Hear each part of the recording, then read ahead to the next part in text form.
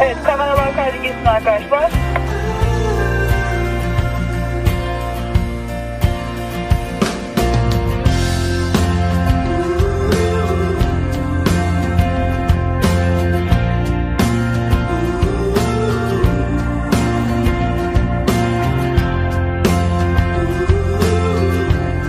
Bana hazır ol.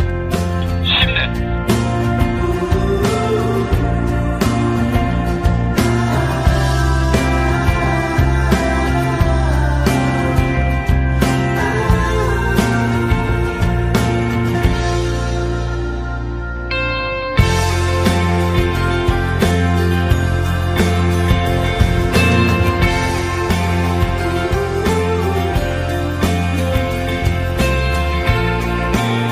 Taksi hazır ol. Hareket.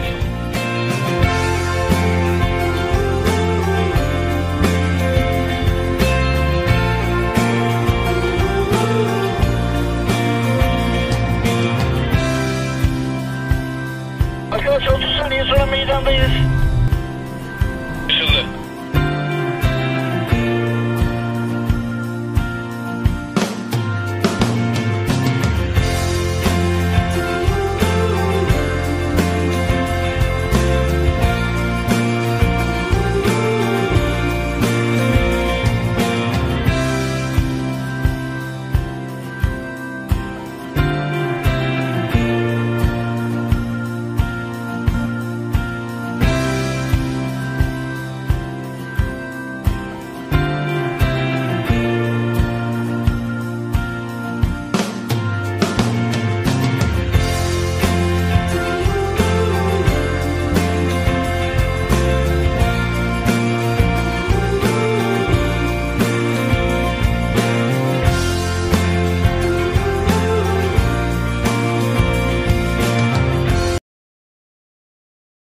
Por que será que fatos tão corriqueiros como esbarrar em alguém, conversar com o motorista de táxi, conseguir fazer um pedido num balcão de padaria, ou então receber um bom dia na rua?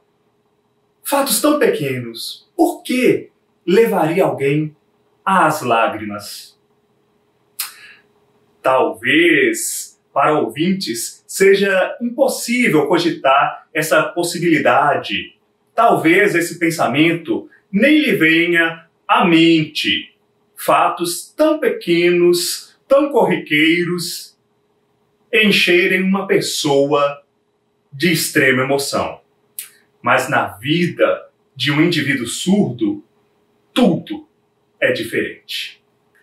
E nessa aula nós vamos analisar as vivências surdas em 3 diferentes áreas: família, trabalho e educação. Vida escolar.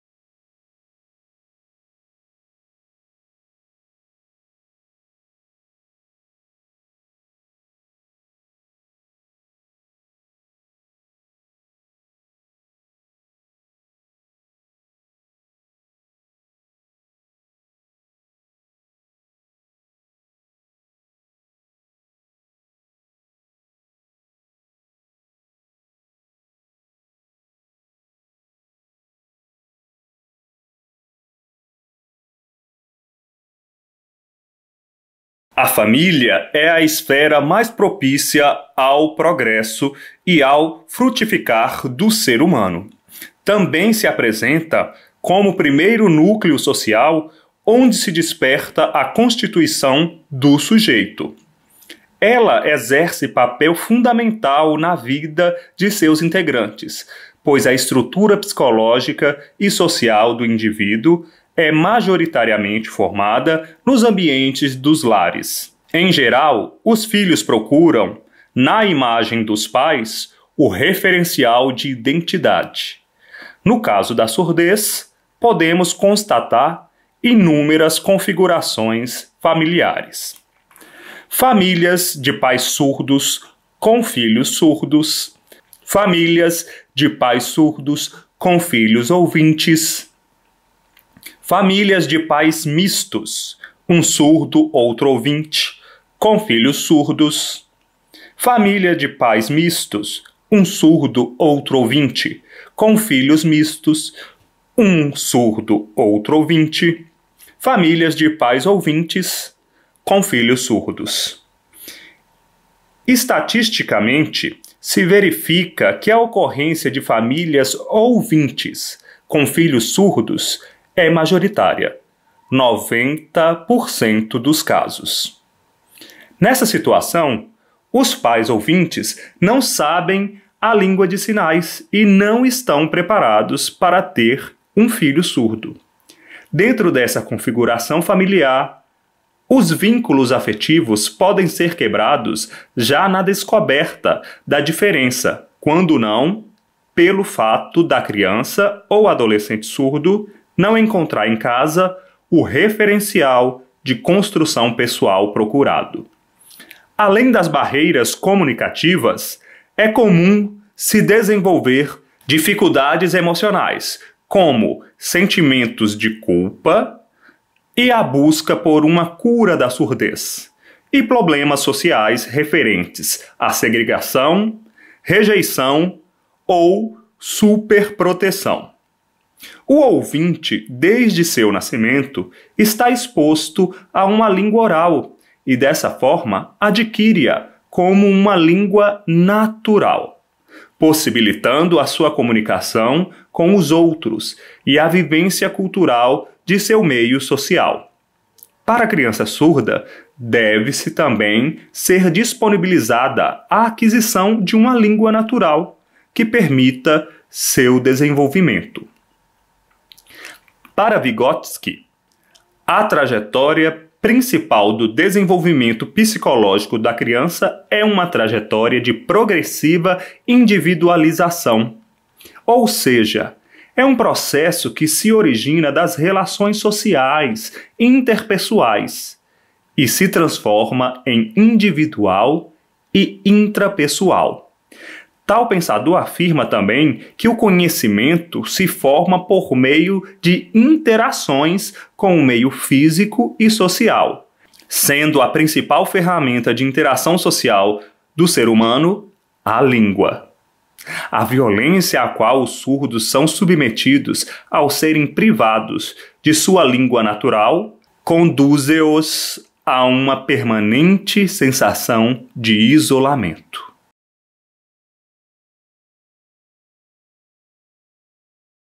Vamos agora analisar 2 depoimentos que retratam vivências surdas bem diferentes em relação à esfera familiar. O primeiro depoimento é o relato de uma mulher surda que nasceu em uma família de ouvintes. E o segundo caso é de um casal de surdos que teve a felicidade de receber em sua família uma filha ouvinte. Ó, prestem muita atenção. Tem várias pessoas que já me falaram: ah, meu sobrinho é surdo, mas ele vive enfurnado em casa, ele não quer visitar a avó, não quer visitar a tia, ele não quer ir na casa de ninguém, ele fica só no celular, batendo papo com os amigos, jogando o dia inteiro. Mas por que será que ele fica assim, não tem interesse em visitar ninguém? É porque naqueles locais ele não vai ter comunicação. Ele vai ter aquela dificuldade de se comunicar. Não tem graça às vezes.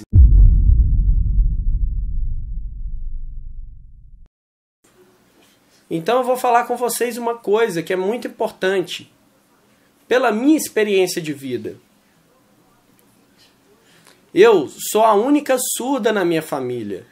Não tem outra pessoa surda na minha família.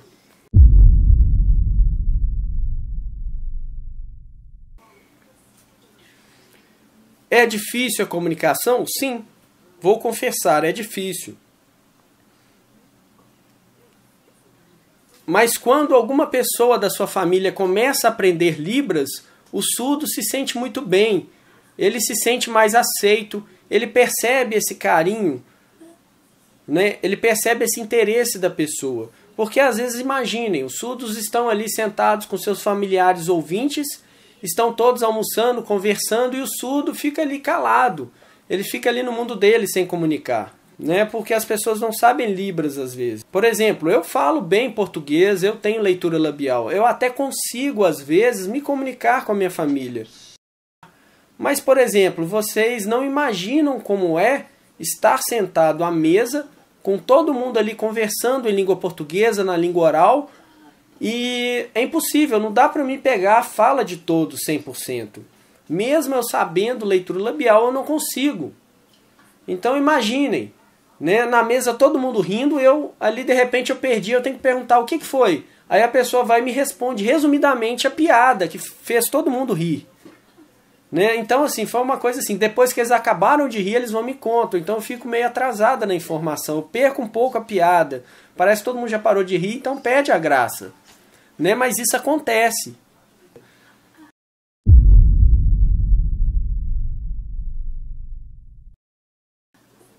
Mas imagina também, um ouvinte está numa mesa com os surdos, aí está todo mundo ali contando uma piada, a gente começa a rir, o ouvinte não sabe Libras. Né? Mas quando a gente está numa mesa com surdos, a gente também tem piadas, a gente também vai ter contextos engraçados. Então tentem se colocar no meu lugar para vocês entenderem. Tem algumas pessoas que falam, ah, mas para que eu vou aprender Libras? Você fala bem, você entende bem leitura labial. Mas é diferente, vocês não imaginam como eu preciso de um esforço às vezes para entender a leitura labial, né, o tempo todo. Isso me gera um grande desgaste, a minha vista fica ali realmente cansada, cansa também. Então, por favor, se vocês têm um sobrinho, tem um familiar, um primo, um tio, uma pessoa surda na sua família, eu peço, por favor, aprendam Libras. Eu motivo vocês assim, a aprenderem Libras, procurarem se informar, porque eu tenho certeza que vocês serão capazes. Porque a Libras faz uma diferença muito grande no convívio com o surdo. Eu falo por experiência própria. Oi, tudo bem? Meu nome é Sabrina e o meu sinal é esse. Meu nome é Roberto Leandro e o meu sinal é esse. Nós dois somos surdos e temos uma filha ouvinte. E o nome dela é Catarina e esse é o sinal dela. A idade, 1 ano e 7 meses. Nós temos uma página no Facebook, né, Pais Surdos. E qual é o objetivo? É a relação entre nós como pais, né, pais surdos com filhos ouvintes. Como que se dá esse relacionamento, essa troca de experiência. E a educação dessas crianças, né, como que tem sido o tipo de alimentação. Então a gente ensina, né, todos os tipos de sinalização para os filhos ouvintes. E isso é só para pessoas surdas? Não. Ouvintes que também tiverem curiosidade também pode estar participando da nossa página. Roberto.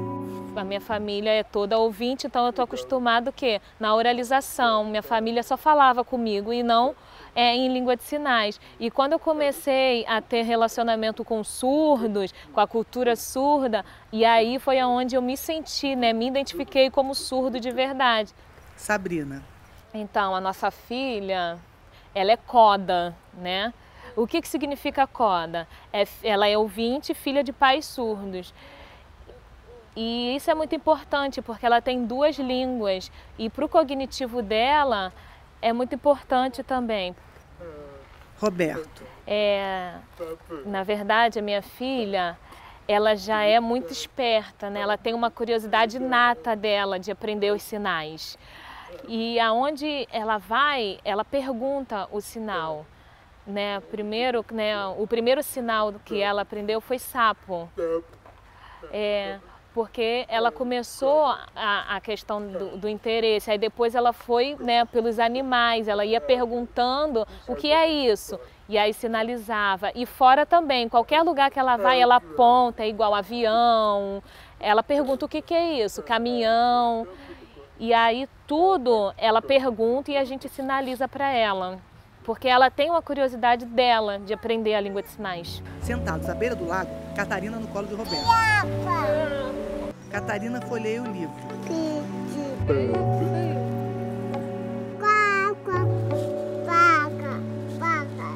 Sabrina. Então, eu tive a ideia de criar a página no Facebook, Pais Surdos, por quê? Porque quando a minha filha tinha 5 meses, as pessoas perguntavam sempre para mim: ai, ela é tão linda, mas ela é normal?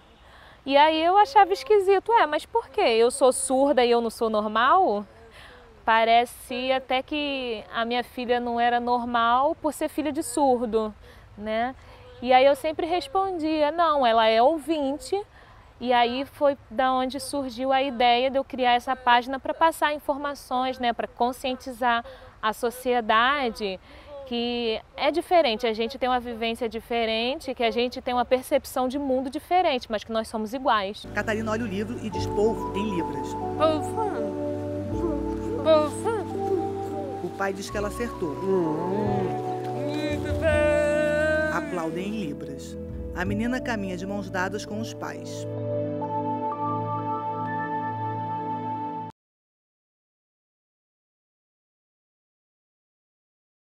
O surdo chega ao mercado de trabalho com perspectivas de crescimento. Contudo, nesse meio, ele é interpretado como o elemento divergente e continua a carregar os estigmas, discriminações e as desvantagens de sua condição.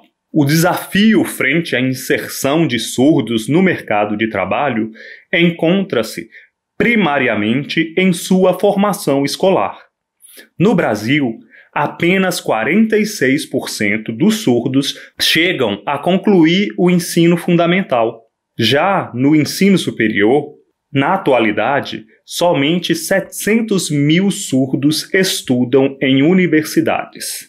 O principal problema a ser superado nesse âmbito é viabilizar uma formação universitária que respeite a identidade linguística dos surdos, estabelecendo uma educação baseada na comunicação em Libras. Outro lastimável dado é a constatação da baixa inserção da população surda no mercado de trabalho, pois meramente 37% dos surdos trabalham formalmente em nosso país. Infelizmente, é nítido que grande parte da inclusão de surdos no mercado de trabalho provém do cumprimento da Lei 8.213 de 1991, a chamada Lei de Cotas, que em seu artigo 93 determina que a empresa com 100 ou mais empregados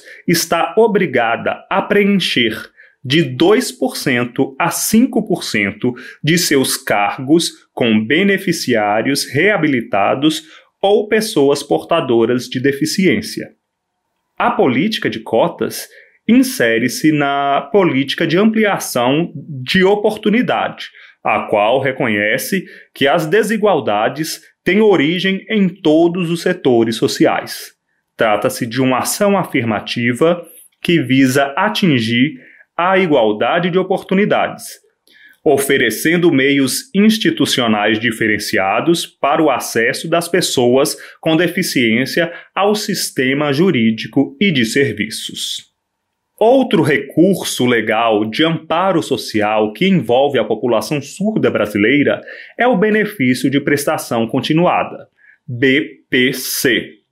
Um benefício de renda no valor de um salário mínimo para pessoas com deficiência de qualquer idade, que apresentam impedimentos de longo prazo de natureza física, mental, intelectual ou sensorial, e que, por isso, apresentam dificuldades para a participação e interação plena na sociedade. Para a concessão desse benefício, é exigido que a renda familiar mensal seja de até 1/4 de salário mínimo por pessoa. Para a maior inclusão das pessoas surdas, as empresas devem se adaptar criando um ambiente linguístico favorável às interações no ambiente organizacional, seja com a divulgação e ensino da língua de sinais na empresa, em programas sociais e culturais, ou pela contratação de serviços de interpretação de Libras para reuniões, treinamento ou novos projetos.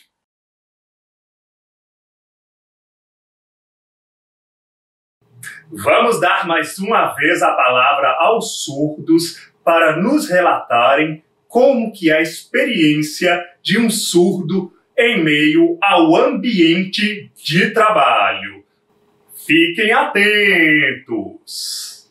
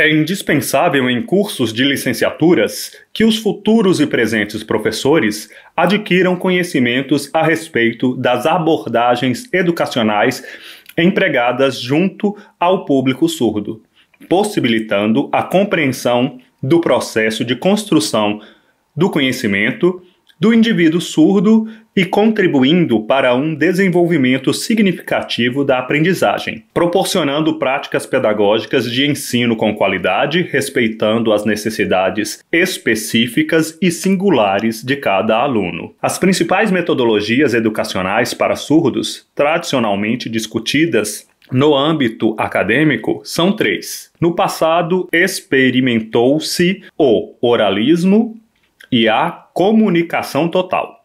E nos dias atuais, apresenta-se o bilinguismo. Nesta aula, discutiremos também a proposta da educação inclusiva. Vamos nos aprofundar um pouco em cada uma dessas vertentes pedagógicas.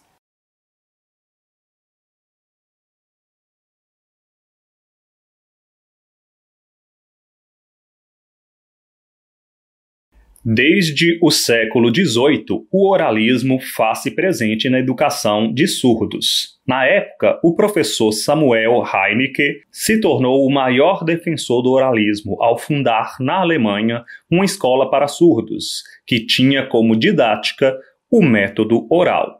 No ano de 1880, a ocorrência do Congresso de Milão gerou implicações significativas na educação e na identidade linguística e cultural dos surdos, uma vez que os professores surdos foram banidos das escolas e a língua de sinais categoricamente proibida. Por quase um século, de 1880 até cerca de 1960, o oralismo prevaleceu como metodologia educacional predominante para os surdos, sendo percebida como a única possibilidade de construção de saberes e conhecimentos. Podemos definir o oralismo como uma proposta pedagógica e terapêutica onde o foco principal é o ensino da percepção e produção da língua oral da sociedade ouvinte majoritária por um indivíduo surdo, empregando para esse propósito diversas metodologias de oralização. Por exemplo, a técnica verbotonal, audiofonatória, aural, acupédica, dentre outras.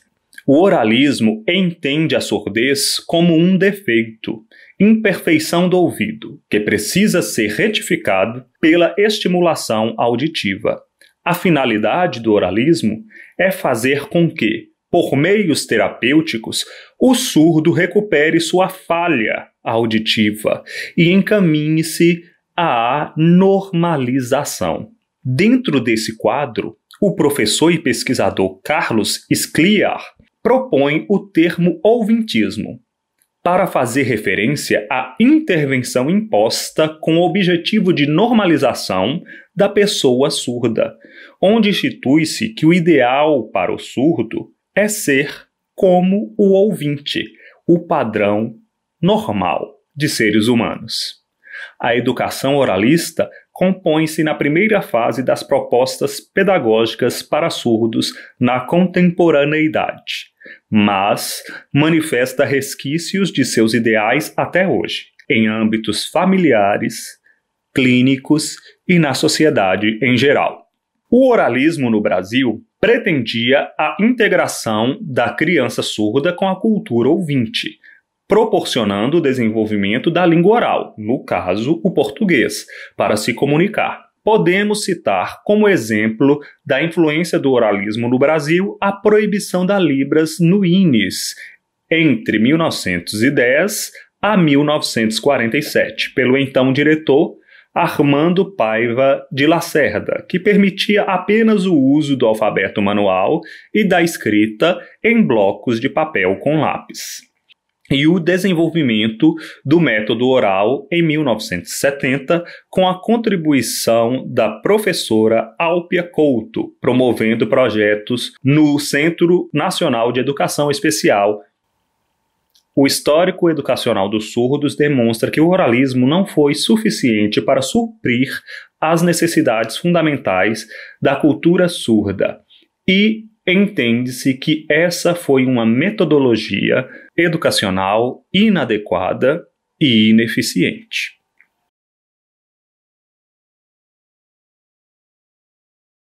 Em 1970, estudiosos insatisfeitos com os resultados alcançados com o método oral propuseram uma abordagem pedagógica que se valia do uso de diversos recursos. Essa abordagem seria conhecida como comunicação total, que podemos definir como a proposta de ensino de surdos que emprega todos os recursos metodológicos comunicacionais que existem para transmitir alguma ideia, conceito ou pensamento, desde a fala oral até os sinais. O interesse primordial da comunicação total é a comunicação entre surdos e entre surdos e ouvintes.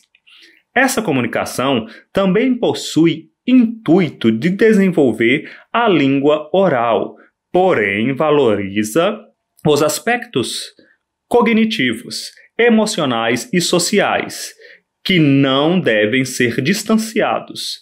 Então, propõe o uso de meios espaço-viso-manuais para colaborar junto à comunicação. Profissionais seguidores dessa abordagem compreendem o surdo de maneira diferenciada dos defensores do oralismo.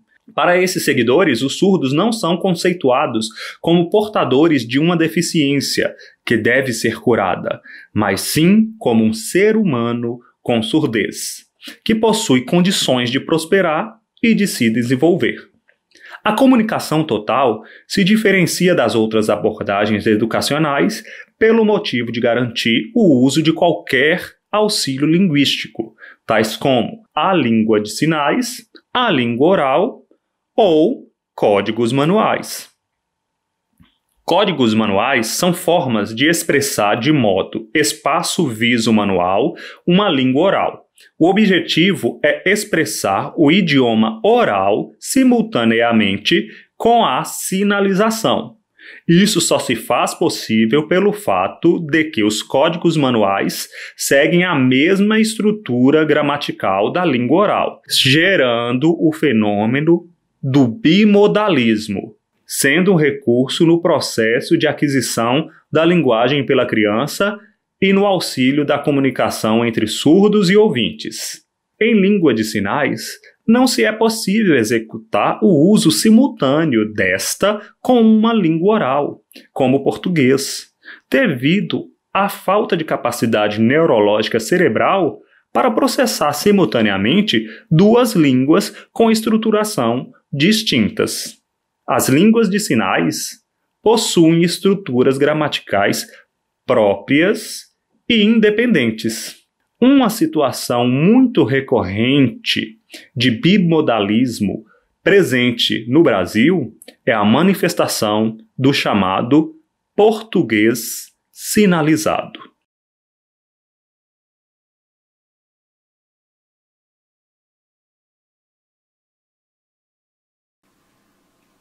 Esse é o sinal de português sinalizado. Ó. Esse é o sinal de português. Olha só a configuração de mão. Esse é o sinal de português. Esse é o sinal de sinais. Não é verdade? O surdo está ali sinalizando, o ouvinte está ali sinalizando.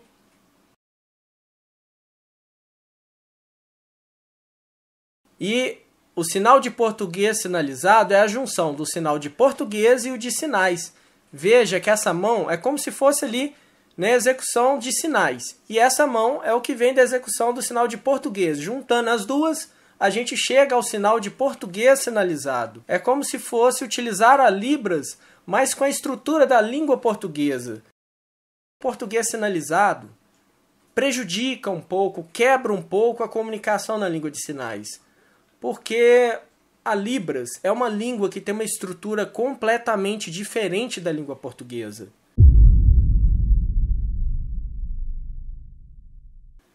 Então não dá para você misturar as duas línguas, utilizar a estrutura da língua portuguesa, a gramática da língua portuguesa, a ordem da palavra da língua portuguesa na Libras. Não dá, são línguas diferentes.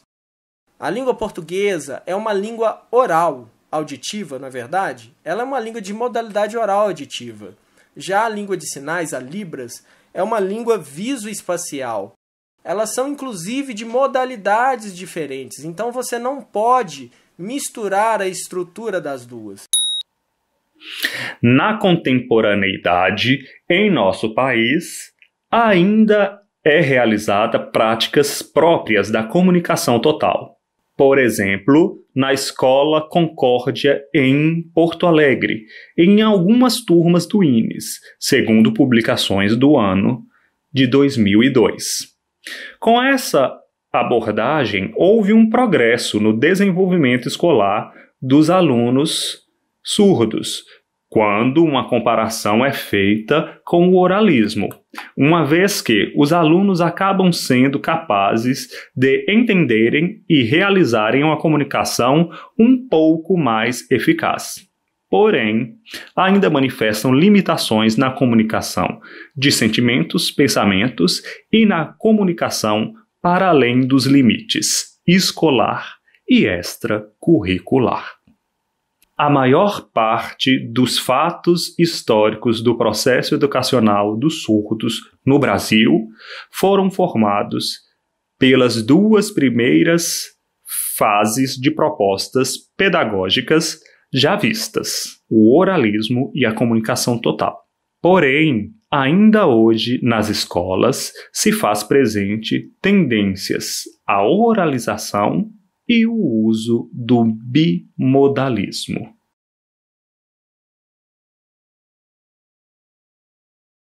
William Stoke, linguista estadunidense, estudou a língua de sinais americana, ASL, e realizou uma descrição sistemática dessa língua para entender a organização e estrutura desse idioma. Stoke foi o primeiro a investigar a estruturação dos sinais e seus componentes integrantes e percebeu que os sinais não são imagens pantomímicas, e sim símbolos compostos com estruturação interna. Estudiosos e pesquisadores iniciaram investigações em outras línguas de sinais pelo mundo e replicaram as investigações materializadas por Stoke, inclusive no Brasil.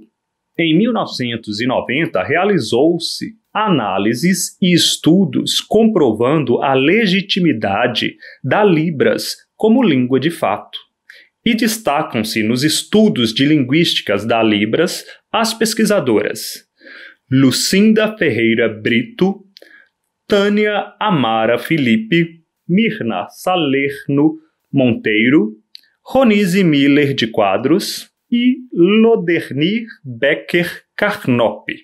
O bilinguismo é constituído pelo respeito às necessidades do estudante, ensinando duas línguas, dando prioridade ao aprendizado de língua de sinais e, por meio desta, desenvolvendo sua construção de conhecimento, proporcionando o ensino da segunda língua, geralmente a língua oral da sociedade majoritária, sendo trabalhada na sua modalidade escrita. Podemos destacar 5 princípios fundamentais na proposta bilíngue. 1. Língua de sinais como língua de instrução. Todo conteúdo, matemática, ciências humanas e sociais, linguagens, ciências da natureza, deve ser ministrado em uma língua espaço-visual. 2. Uso abundante de recursos visuais. 3. Registro gráfico da língua através da escrita de sinais. 4. Língua oral da sociedade majoritária apresentada ao surdo na sua modalidade escrita, com metodologias de aquisição de segunda língua. 5. aquisição e estudo da Libras pelo surdo, família e comunidade. O bilinguismo reconhece que, através da língua de sinais, a pessoa surda pode adquirir o conhecimento em sua totalidade. Nos dias atuais, é indicado como a mais adequada metodologia educacional, pois se mostra mais eficaz e valoriza a língua de sinais como língua materna do surdo, além de incentivar o ensino de língua oral em modalidade escrita, moldando assim um cidadão bilíngue.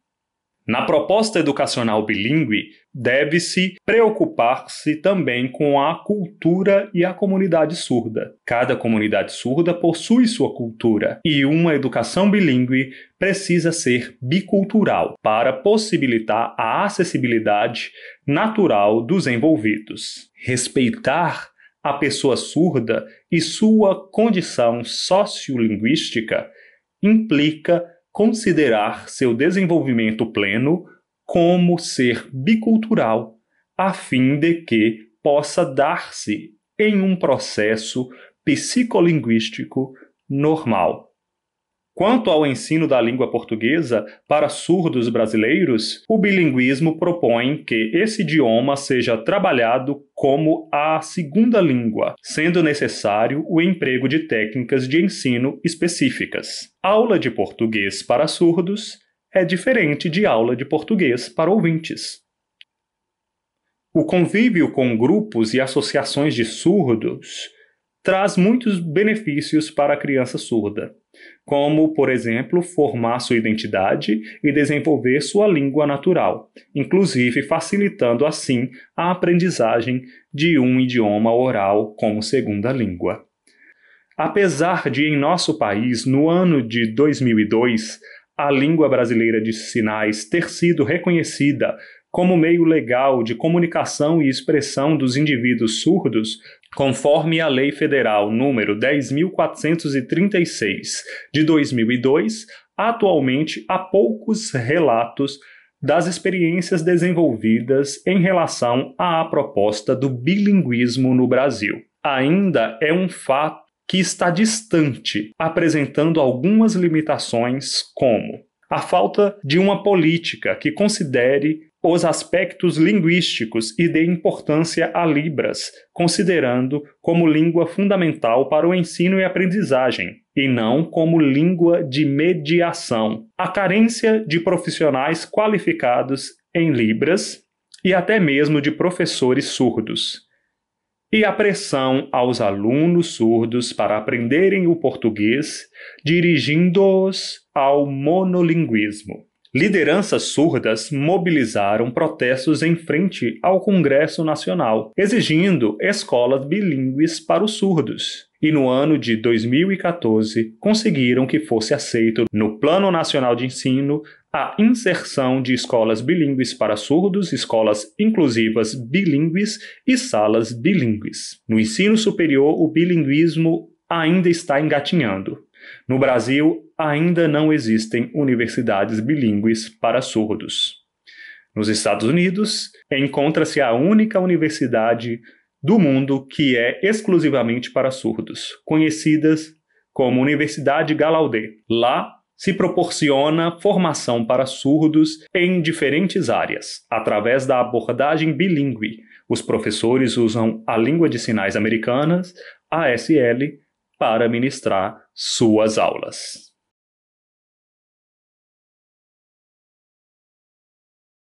No Brasil, vivenciamos também a proposta inclusiva para a educação de surdos, baseada em princípios internacionais, como os presentes na Declaração de Salamanca de 1994, na qual se lê, no artigo 2, acreditamos e proclamamos que toda criança tem direito fundamental à educação e deve ser dada a oportunidade de atingir e manter o nível adequado de aprendizagem. Aqueles com necessidades educacionais especiais devem ter acesso à escola regular, que deveria acomodá-los dentro de uma pedagogia centrada na criança, capaz de satisfazer as tais necessidades.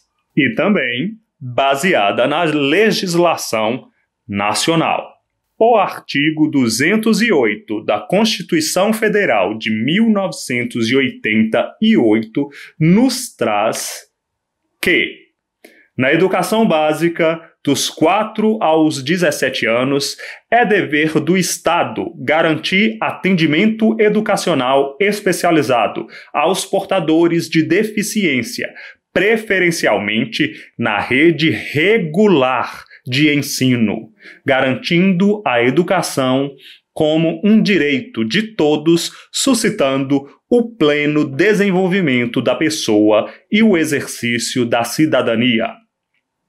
O Plano Nacional de Educação, Lei número 13.005 de 2014, institui sua meta de número 4 como universalizar para a população de 4 a 17 anos com deficiência, transtornos globais do desenvolvimento e altas habilidades ou superdotação, o acesso à educação básica e ao atendimento educacional especializado, preferencialmente na rede regular de ensino. Na proposta inclusiva no Brasil, o aluno surdo, definido como uma pessoa com deficiência, PCD, está inserido, incluso, em uma sala de aula de uma escola regular, com a maioria dos colegas ouvintes, usuários do português, e onde a língua de instrução é também a língua portuguesa oral e escrita. É necessário, então, proporcionar a tal aluno o acesso a intérpretes de língua de sinais para intermediação comunicativa nas aulas. A Lei número 12.319 de 2010 oficializa a prática profissional do tradutor e intérprete de línguas de sinais. Figura responsável na sala de aula regular de traduzir os conhecimentos ministrados em português pelos professores ouvintes para Libras. Para que tal objetivo se concretize, o intérprete deve ter competência nas traduções e interpretações simultâneas, formação técnico-acadêmica, fluência e domínio profundo das duas línguas a que se propõe trabalhar, fidelidade na sua interpretação, máxima imparcialidade e neutralidade possível.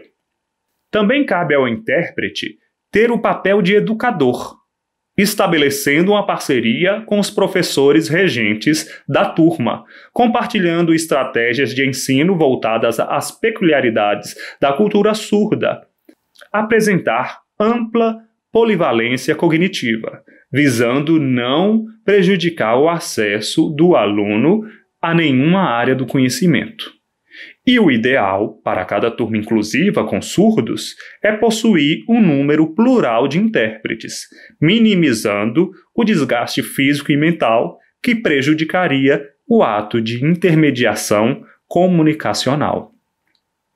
No caso do surdo, para que seja realizada uma verdadeira integração, é importante que os professores regentes das disciplinas ofereçam os conteúdos por meio de recursos visuais, tais como figuras, material concreto, marcações com cores diferentes no quadro, apreciação de vídeos, utilizando ao máximo da memória visual do aluno. E na sala de recursos multifuncionais, onde se realiza o atendimento educacional especializado, AEE, dentro da perspectiva inclusiva para os surdos, deve-se disponibilizar o acesso ao estudo de Libras e português escrito, com metodologia de aquisição de segunda língua. O ambiente da sala de recursos multifuncionais deve ser adaptado para a execução das atividades no contraturno das aulas regulares, focando na complementação e suplementação dos conteúdos e habilidades experimentados na sala de aula regular, com amplo acesso a toda uma gama de atividades, tecnologias e materiais didático-pedagógicos adaptados, sempre estimulando a parceria do professor especializado com o professor de sala de aula regular. Não sendo possível estruturar uma escola bilíngue, como medida paliativa, deve-se recorrer a ações inclusivas dentro da escola regular, onde o intérprete de Libras será o intermediador e parceiro da equipe discente para promover a escolarização dos alunos surdos.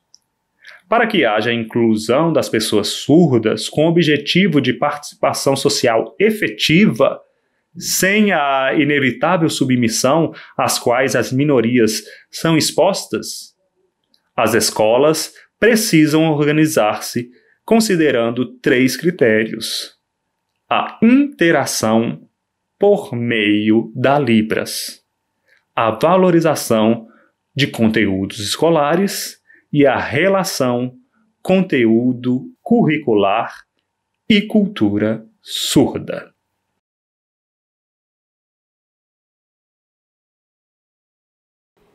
E para finalizar as reflexões desta aula, vamos analisar a opinião de um surdo sobre a escola inclusiva e a escola bilíngue. Vamos lá?